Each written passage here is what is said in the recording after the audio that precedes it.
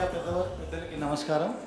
వచ్చిన ప్రేక్షకులకి ఓదెల నుంచి రాజేంద్రన్న విలేజ్ నుంచి వచ్చిన మీ అందరికి కూడా నమస్కారం.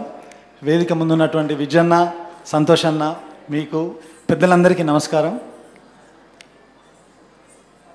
సింబా జర్నీ స్టార్ట్ అవ్వడానికి ముఖ్య కారణం ఉదయ్ భాను గారు అండి. ఈ విషయం మీకు చెప్పాలి అంటే, ఒక మంచి థాట్ ఉంటే సినిమాలు ఎలా తయారవుతాయి, ఒక మంచి థాట్ ప్రొవోకింగ్ సినిమాలు అని. తను గ్రీన్ ఇండియా ఛాలెంజ్లో ఒక మొక్కను నాటి 3 పేర్లు సజెస్ట్ చేయమన్నప్పుడు ఆయన నా పేరు సజెస్ట్ చేశారు.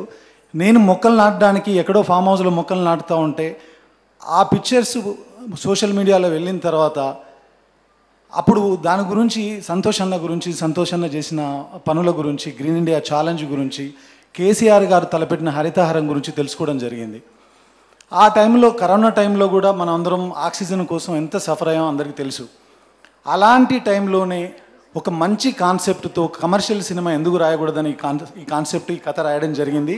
సో ఈ రకంగా ఈ సినిమా రాయడానికి, ఈ సినిమా కథ రాయడానికి ఇన్స్పైర్ చేసిన ఉదయ్ భాను గారికి, సంతోష్ అన్నకి, కేసీఆర్ గారికి, వీళ్ళందరికీ మనస్ఫూర్తిగా ధన్యవాదాలు చెప్తున్నాను.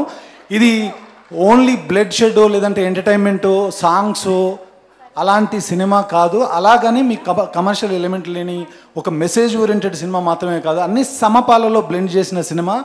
బయలాజికల్ మెమరీని టచ్ చేస్తూ, మొక్క యొక్క ఇంపార్టెన్స్ని చెప్తూ సినిమాని ఆద్యంతం చాలా చక్కగా రాసాము. అంతే చక్కగా నాతో పాటు 8 సంవత్సరాలు జర్నీ చేసిన మురళి తీశారు. ఈ సినిమా మీ అందరికీ తప్పకుండా నచ్చుతుందని నమ్ముతున్నాను. ఆ తర్వాత చెప్పాల్సింది రాజేంద్ర అన్న.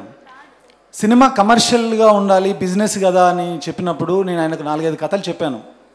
అన్న, ఈ సినిమా ఇంత బడ్జెట్లో అవుతుంది, మీకు రికవరీ కూడా చాలా బాగుంటుంది, ఇంతలో చేయండి అంటే ఆ కథలన్నీ వద్దు అని వదిలేసి సింబా కథనే సెలెక్ట్ చేసుకొని, నేను సమాజం నాకు ఎంతో ఇచ్చింది, యాజ్ ఏ జర్నలిస్ట్గా నేను స్టార్ట్ అయ్యి ఈరోజు ఒక ప్రొడక్షన్ చేసే స్థాయికి నేను వచ్చానంటే నాకు సమాజం చాలా ఇచ్చింది. అదే సమాజాన్ని నీకు ఏమన్నా తిరిగి ఇవ్వాలి. నేను ఒక మొక్కనో 1000 మొక్కలో పెడితే అది మంచిగా జరుగుతుంది, కానీ దీని ద్వారా కొన్ని వేల మందిని, లక్షల కోట్ల మందిని ఇన్స్పైర్ చేయొచ్చు.